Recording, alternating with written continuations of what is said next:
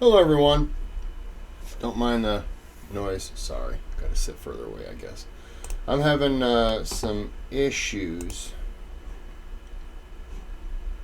with these uploads on these last two. For Friday, I was trying to get these two uploaded and it didn't go through, and then it stopped on me again. So this is the third time trying to upload these two videos. I don't know what the issue is, but oh well. I gotta get them. All right. So this video is sponsored by YouBuyWeRush. This is further proof everyone is going broke. So before we get started, you can click that thumbs up button for me. That helps out tremendously. Subscribe to the channel if this is what you'd like to see or anything. And you can donate to the channel. Sorry. You can donate to the channel through the thanks button. If you do, just leave a comment as to the video you're requesting if you want me to do a video. You don't have to. It's your choice. All right. So let's go ahead and get into this video right now. You know, I think we have broken past the barrier in this country where we can no longer deny that people are in trouble. And you guys saw the headline, you guys saw the title, you know why you clicked on this video. People are so broke right now that the IRS just authorized people to take $1,000 emergency withdrawals from their retirement accounts penalty free, okay? Now, why would they do this, guys? You have to just sit there and think about for a second, why would the IRS do something like this? You know, $1,000 isn't that much money. And when you're saving for retirement, the idea is you want to keep the money in the retirement account, not take it out. And get this, you don't even have to have a real reason. Pretty much any excuse will qualify for taking the $1,000 out. You can just have a self-defined emergency. This could be anything like a medical expense, a funeral expense, you know, a car repair, pretty much anything. Being as somebody who recently went through a funeral expense, it is not $1,000. I paid through the insurance policy that I received, life insurance through my dad. I paid $10,758, and it's not negotiable. What are you going to do? You have to. You don't have a choice. You don't have a choice. That qualifies as an emergency because you don't have the money for it. That's the real emergency here. In case you're not catching that, the emergency is people don't have $1,000, you know, so they have to tap in to the retirement account. But you don't have to tell them what you're taking the money out for. It can be any reason that you define as an emergency, you know. It could be that, oh, I gambled my money away this past week, so I need to take out $1,000. One thing you also have to realize is they keep making it easier and easier for people to tap into their retirement savings, because that's another method of keeping this magic economy on the road, you know, because it's not going to go for very much longer, but they have to do things like this in order to stretch it out as far as they can. And this is a genius way to do it, right? People have money in those accounts that they normally can't touch without facing a big penalty unless they're past retirement age. Well, now you can take it penalty free, because normally you're going to pay a 10% penalty just for taking the money out, and you're going to have to pay income tax on the money that you do take out when you do a normal hardship withdrawal. Now, you still have to pay income tax on the $1,000 that you take out, but there's no penalty. And the IRS themselves says this is for people who are low to moderate income who cannot spare $1,000 from a checking or savings account. It's faster and cheaper than credit cards, personal loans, or other ways to tap retirement savings. So yet another safety net that they recognize people need. They wouldn't be doing this if they didn't think people needed this money. And this shows you guys that the government is paying attention, okay? They're seeing that real, everyday, average Americans are struggling right now, Otherwise, they wouldn't be implementing things like this. You know, I've already made several videos in the past about how, you know, hardship withdrawals have been on the rise from 401k accounts for the past couple of years already, and now they're just making it easier than ever to take some more money out. And it's funny because they say, well, you know, there was a big stock market boom over the past couple of years, so people have more money in their retirement accounts than they thought they would, and so it makes them more comfortable dipping into those savings. Like, okay, always trying to turn this bad news into some sort of positive, right? Now, there are a couple of caveats to this, like you can only do this once a year, so it's not like, you know, once a month when you're low on cash, you can just go in and take this emergency money out. And also, if you have a very low balance, like $1,500, they're not gonna let you take $1,000 out, you'd only be able to take like a $500 out. The other caveat to this is that it's only once a year and you don't have to pay yourself back, but if you don't repay that $1,000 within the first 3 years you take the withdrawal, then you actually won't be able to take another one the following year. So you do have to put the money back at some point if you want to be able to take another one in the future. So this does make it a little bit harder for people to do this. Yeah, you could do it one time and not pay yourself back, but you're also not gonna be able to do it again next year. And I've heard a lot of other people, when I've talked about this here on the channel in the past, say, well, it's better if you just take out a loan from your retirement account and you pay yourself back with interest, so at least you're paying yourself back, right? You're putting the money back and then some, but I think a lot of people would be doing that if that was an option, right? But apparently a lot of people don't have time for that. They need the $1,000 right now. And I stumbled across some other data recently about how indebted Americans are these days, which also shines a light on how big of a problem this really is, okay? Because the average debt an American owes across mortgage loans, home equity lines of credit, auto loans, credit card debt, student loan debt, and any other debt like a personal loan is about $104,215, guys. Now, the mortgage debt is the exception in my opinion. Like, okay, that's a very long-term fixed rate debt for many people, and everybody needs a place to live. Most people can't afford to pay cash for a house. Everybody should get a pass on that one. But the troubling part of this is that even though mortgage debt is the highest percentage of debt for most people, can you guess what the second highest percentage of debt people hold? Credit card. Is student loan debt. That's right. I forgot all about student loan debt. Oh yeah. That's the debt that President Biden wants to forgive, and probably now Kamala Harris or whoever takes his place in the future is going to be on board with that plan still. So here we have a pretty old house for sale. It's 3-bedroom, 2-bath. They want $1.3 million for this house, and this is the typical California house here. They bought back in 1978 for only 67 grand, and now they're trying to cash out for a lot of money. But take a look at this house, guys. Like, it is not really that nice of a house. It's actually in pretty bad shape, and someone's gonna have to pay $1.3 million basically for a tear down here. And this person's also been able to enjoy very low property taxes since 1978. Even their current bill is only a little over $5,000 a year, thanks to California Prop 13. But you know what? Everybody else is looking at this and saying, how does this make sense, including me right now? Now, here's something that's not really surprising but important to know about the debt that people take on, is that people who have lower credit scores tend to have higher levels of debt. And then it becomes kind of this spiral downwards, because the lower your credit score is, the higher interest you're going to pay on all forms of debt that you're actually able to take out. And the more debt you take out at higher interest rates, the harder it is to pay it all off, which means your credit score is going to be lower because you're going to have a higher debt to income ratio, which is not good for your credit score. Although there is a little bit of good news here, and that is that the current average FICO score is 718, which is at an all-time high, and 64.1% of consumers have a FICO score of 700 or above. So I don't know what mine's I think in the 700s. But I don't know. Let's find out. Okay, so I got on my thing, and I've got the screen over it. He was saying it's 718. Drum roll, please. I am 744, 742.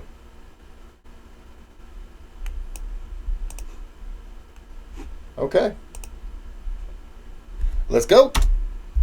That's definitely more than half, which is a good thing. But that also means you still have 36% of the population that has credit scores under 700, which isn't the best. But the problem isn't just about being in debt, it's the amount of delinquencies with a lot of this debt that is starting to rise lately that's really concerning, guys. And that's why you're starting to see things like, oh, now you can take an extra $1,000 out for an emergency that you weren't able to do just a few days ago. You know, what are they gonna come up with next? The 401k that I have set up through my work, it's funny. They tell me I'm up 7% with my funds. You take what I put in and then what my work, they match me to a certain percent. And then you take the money, you put it all together, and I'm at that number. And I'm like, well, how am I up 7% if I'm at what I've put in and what they've put in is there? Where's this 7%? Where's this extra money? It's telling me all about this, and all I feel is like it's some kind of weird Ponzi scheme, and then it's just going to tumble, and they're going to be like, oh yeah, no, we were taking money out. We were just lying to you the whole time. But I have no idea how it works. But the company that we go through said that I am eligible to start withdrawing money for issues that I have when I've hit the, I think it's $21,400 mark. And I'm like, well, I don't want to pull any money out of that. I just want to just forget that it even exists and just let the money roll into it. But with my credit report, I signed up for Credit Karma, not an ad, but if you're looking for some kind of help, sign up for Credit Karma, and they will not work with you, but they'll show you your credit report. They'll work with you to get they'll say, hey, you have good odds to get this credit card. I know that seems like it defeats the purpose, but it helps get you more credit. So in the long term, it kind of looks like your debt shrinks because your credit line grows. And there are things there where you can set up a savings account. And I have a savings account there. I save more money with them than I do anyone else. I just try to dump my money into them. It's a really good service. I highly recommend it. It helped me get out of debt. So, and I mean, there are things there that can help. I highly recommend it. You can already borrow against your house, as much as the bank will give you. You can already get as many credit cards as banks will give you. You can already get a personal loan up to the limit that banks will give you. And then I see people say on the comments of my channel sometimes like, wow, everything looks fine. I see people out at restaurants, things around me look good. Like, yeah, people have their job, they earn money, and if they own a house, they have access to all these other forms of credit that they wouldn't actually be able to have otherwise, and it allows people to live massively above their means. And I think a lot of people are doing this. Here we have another 3-bed, 2-bath house for sale, but this one's much better maintained and much better condition than the previous one for $1.6 million. They've already cut the price about 30 grand, and they're trying to double their money from 10 years ago. So let's see if they can get it. But something really weird is going on with this house with the property tax situation. Their property tax bill went from over $10,000 back in 2014 to today only down to $1,900 a year. So either something wonky's going on with the county here and they made a big mistake like we're seeing in the news with a lot of county appraisers really messing up property tax bills, or something weird is going on here. And if somebody lives in California, have you seen this happen before? Let us all know what's going on with that. Do you get taxed more if you have like an in-ground pool? I know you can get taxed more if you have a structure like a shed. Like I have a shed, but it's on cinder blocks. I know it's odd, but because it's on cinder blocks, it's not considered property. It's considered mobile. It's a shed. It's not going anywhere. But it's built off the ground, so it's not taxable because it's the structure itself, it can be moved. It's really odd and stupid how this stuff happens. But you got to find loopholes where you can. But I'm wondering if they had a structure in the back that they got rid of, maybe a swimming pool that costs more. I don't know how this stuff works. But these homes that you're seeing here around me would probably go for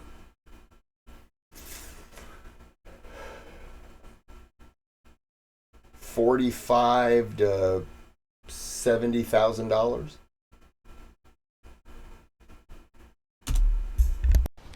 You know, when you take a look at this chart here, this shows you the interest paid on U.S. consumer debt percentage change from a year earlier, okay?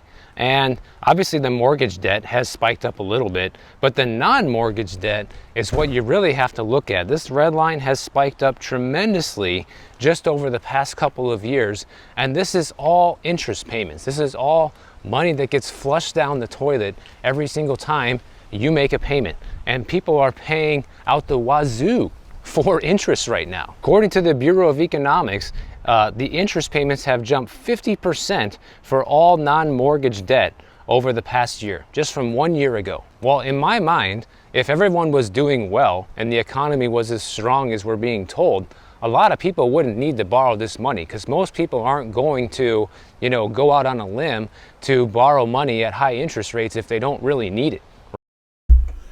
The economy is doing well.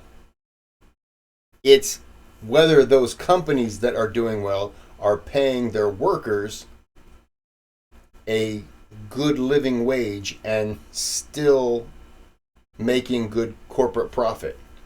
A lot of the time it's more about corporate profit, because as a corporation you have to make a profit for your shareholders. You're legally obligated. So that means that they will try to maybe push down salaries to raise that up, because, you know, the shareholders have to make money. It's a stupid thing about capitalism, but that doesn't mean the economy's faulty. It just means that we need to eliminate that shareholders, the obligation to make money. I understand, you know, they have the right, sure, but, you know, you also have to pay the workers a good wage. And that's also another thing. A lot of companies will go overseas, or now they go to Mexico because it's cheaper. So right off the bat, they're paying less for the products because they don't want to pay American prices.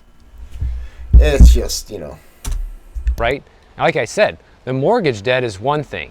You know, people are taking out mortgages still nowhere near the amount of people who were doing it before. That's like a calculated risk type of loan that people take out that mortgage thinking they're going to be able to pay it. But all other types of loans right now, why would you take out that loan if you don't need the money? Or if the things are going good? You should be able to pay cash for pretty much everything else in your life if you're living within your means. By the way, I'm walking through Mill Valley today, and it always just blows my mind when I see like how old and small a lot of these houses are, and the prices that people ask for them is just unbelievable, guys. I don't know how people can justify paying the prices for these houses here, but they do it. And here's the other thing to consider, guys. Like, the credit card balances have skyrocketed to pretty much record highs. It's at about $1.2 trillion right now nationwide. And this has all happened at the time when interest rates have also skyrocketed to the highest we've seen in my lifetime. I've shown you guys some real world examples of credit cards that are even charging well over 35% interest right now. And that's for people who don't pay their balance off in full. So anyone who's doing this clearly is not smart with money, or they're struggling financially. So you have to look at that and wonder, why does this keep happening? And I just want to make something clear, guys. Like, I am not a political channel, and I rarely talk anything politics on this channel. But I noticed in one of my previous videos when I critiqued Biden's plan to cap rents at 5% increases per year, you know, there was some criticism, you know, against me saying, oh, you know, you're just saying that because you like Trump and don't like Biden. No.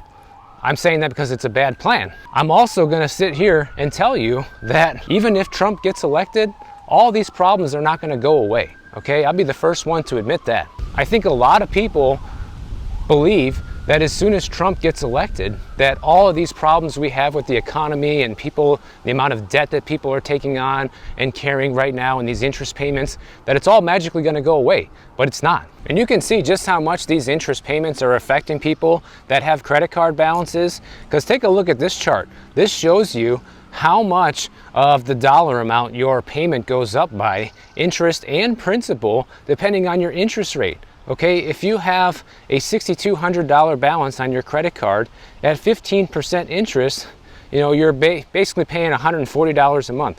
At 29% interest, which is more the norm today, now you're paying closer to $210, $220 a month. So these payments climb substantially with these higher interest rates. And that's why people are falling behind. That's why the delinquencies are going up. You know, delinquency rates for credit cards alone went above 3% in the first quarter of 2024, which is the highest level we've seen since 2011, which is when we were kind of just crawling out of the ashes of the GFC. And that's supposed to be a good thing? According to the New York Fed, about a third of balances for borrowers with nearly or completely maxed out credit cards went into delinquency, guys. And the more people are maxed out on their cards, as you can see by this chart here, then the more likely they are to go delinquent. Not really a big surprise either. You know, it's not. Just want to throw this out there for anyone wondering. I have several credit cards, and right now I am carrying a balance of, I think it's like $3,500 that I owe, that I'm paying off for my credit cards. So let's say I owe $3,500 for my credit cards, and I have a total credit limit of over $26,000. So I'm keeping it very low. That's the goal. I don't want to get above 5. And like the two cards that I have, what is nice is that both of those cards are what I call vacation cards, because they're the max limit that I have, and in terms of all what I have, they have the most value. And so they're the ones that, like, if I want to go on vacation somewhere, I'll use that, and, you know, $2,000. It's not what it was, but $2,000, and then boom, I can go on a vacation. And then if I don't have any of these other bills, which I really don't have many bills anymore, I can throw kind of max payments at those and just get those paid off. Not hard to tell who is doing the right thing financially and who isn't. Now, one interesting data point from this study shows that the percentage of people who have delinquent bills are higher with renters than with homeowners, which definitely feeds into the narrative that homeowners are wealthier than renters, okay? But really what it means isn't that they're wealthier, it just means they have another huge source of income, which is their house, okay? So it might look like they're wealthier on paper, but what it really means is they're just able to pull more money out of the house anytime they need to in order to pay bills. I'm not saying that everyone that owns a house does that, guys. A lot of people that own homes are financially responsible. You know, I don't do this. I'm sure a lot of people who watch my channel don't do this either and borrow against their home to pay for bills. But the ones who are struggling right now or who have been irresponsible financially are doing it. Student loan. My dad did it, and I had to pay off. He left me a nice chunk of insurance money, and about 50% of it has been used to pay off his debts and stuff like that. And like his funeral, getting his taxes finished, paying off for that. It's been, yeah, it was about $10,000 for that. And the bank won't work with me because I'm not on the loan. They'll take the money, but they won't work with me to tell me what he owes so I can pay it all off in full. They're making me jump through hoops. And so I paid off pretty much most of it. I think there's a couple $100 left, but I don't know until they send me a thing telling me, oh, you're delinquent on this payment. This is what you owe. And then they give me a new statement, so I pay off that statement. It's just garbage. But yeah, my dad was doing that.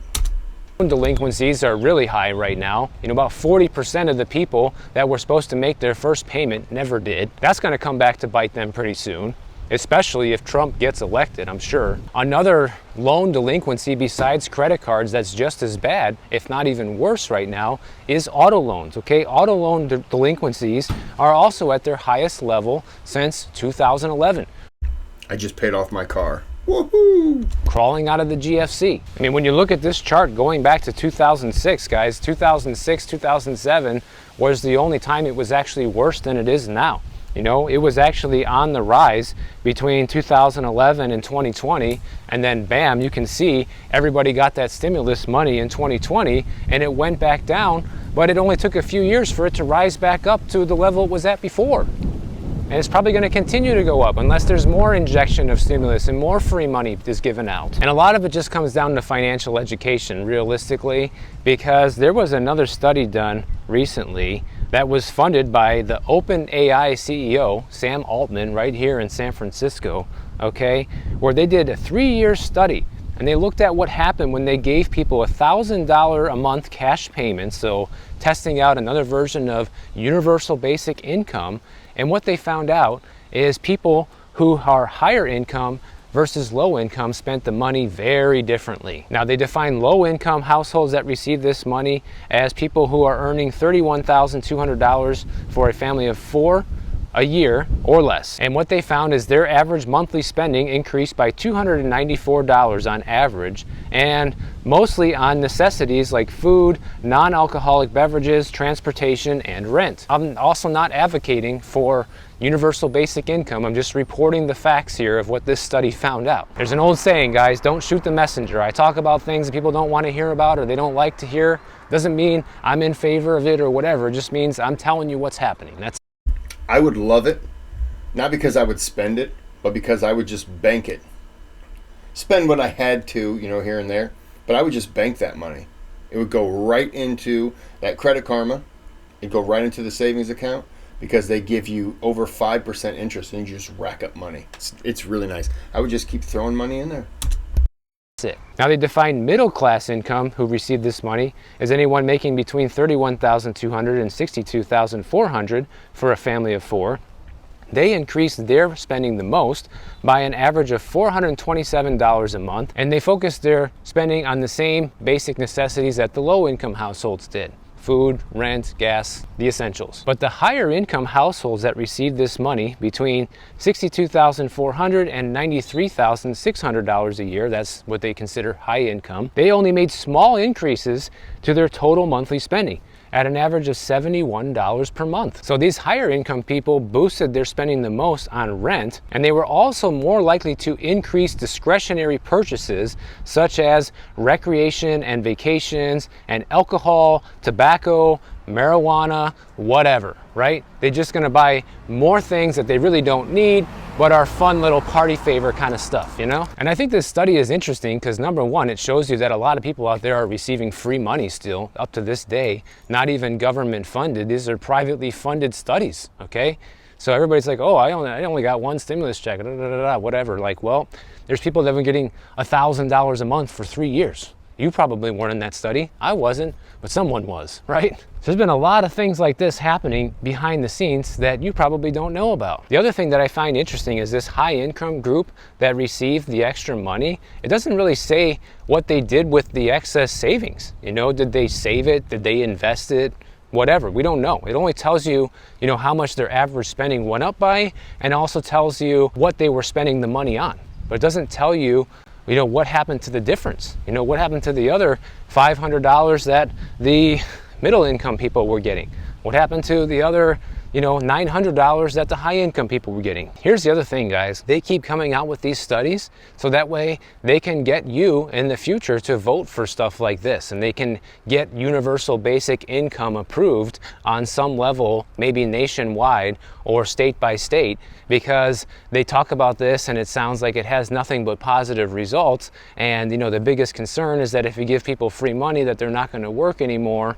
But these studies apparently show that that's not the case. I think that what this also shows you is that you don't have to be rich to be happy, guys, because the people who are on the higher level of income that receive this free money, clearly they didn't need it, because their monthly spending really didn't increase except for on things that they really didn't need, right? It wasn't on essentials. And it shows you that once you reach like this certain income level, then you can be very satisfied with what you got going on. Like, you don't have to be, reaching for the stars and trying to buy, one of these $2 million houses here that's falling apart. Nobody needs that. And I think the other thing that a study like this truly reveals isn't really that the extra $1,000 a month helps lower income households. It's that we need more opportunities for people to be able to earn that much money, right, on their own without having universal basic income. Instead of all these phony, jobs numbers that, look, we created all these jobs that are all part-time jobs and people need to work 2 or 3 of them in order to just get by. No. We need to be creating better jobs that pay more money in order to give people these opportunities to begin with. But the only way that's going to happen is in a strong economy. That's where this all circles back to what is the state of the economy, right? The government's letting people take $1,000 emergency withdrawals. The delinquencies are spiking on all these different debts we just talked about. A lot of people are still getting, pilot program, universal basic incomes. We don't even know how many people are getting stuff like this right now. There's a lot of things happening beneath the surface that artificially boost things up to look better than they really are, number one. But also, if they stop doing all of these things, it would reveal in a heartbeat how bad things really are, because all this money would be taken away from people, no one would be able to spend any extra money, and that's it. The whole thing would go kaput. And if this video reveals anything, to me, it reveals truly how fragile the financial system that we run on today is. When people need to take out $1,000 from their retirement account because they don't have it, shows you that people are really hurting, guys, and they wouldn't be allowing this to happen if they didn't think that people needed it. So, if you enjoyed this video, make sure you subscribe to the channel. And if you don't want to wait for my next video to come out, check out this one on the screen right away. So there you go. Everyone's going broke. Yeah, I am not a financial advisor. I got into debt. I got out, fortunately. And now I have credit cards and my debit card, but I treat everything like it's a cash kind of thing. I don't use cash, but I treat it like this. If I can't pay for it with my card, with the money that I have in my account, then I really don't need it. And if I need it, and it's something that I can't get with that, I will use it. I'll use a credit card on it, or a check, or something like a check with the card. But if I need it and I can't just pay for it like that, then I'll get it with the credit card. But instantly going back, I just get this overwhelming feeling of, I gotta pay this off. I gotta, and so I just start throwing money at it to pay it off as fast as I possibly can, because I do not want to get back into debt. It was not fun. It was years of, you get your check, and then instantly I'm throwing money at all my cards, and I'm looking at what I have left over, and now what's left over, I have to budget a tank of gas, and then I have to make work for my lunch, for work. And so it would be like, oh, okay, well, today I have a cookie, Ziploc bag of chips, and a sandwich with meat and 1 piece of bread, because I don't have enough money to even go get more loaf of bread. It was bad. It was struggling. But we're going to end this here, and hope you learned something. And if you didn't, I apologize. But until next time, have a good day, have a good night.